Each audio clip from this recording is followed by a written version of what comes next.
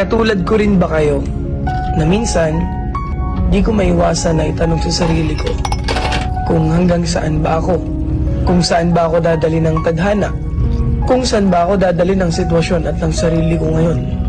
Kasi minsan nakakaramdam din ako ng pagod, pero wala namang choice kundi lumaban palagi dahil yun lang naman talaga ang dapat. Kaya kung katulad lang din kita, lagi kang lumaban sa buhay. Lagi kang magsumikap na maabot lahat ng mga bagay na gusto mo. Hindi naman lahat ng gusto mong matupad ay isang pitik lang.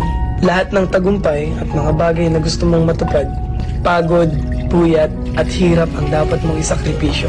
Tapos huwag kang susuko hanggang sa makuha mo na lahat. Kaya ikaw, alam kong katulad lang din kita. Lumalaban ng patas sa buhay, gumagawa ng paraan para maging maganda ang buhay. Nagsasakripisyo para sa magandang pamilya. Nagsasakripisyo para sa sarili at para sa pamilya. Ingat kayo palagi, stay safe, and follow me.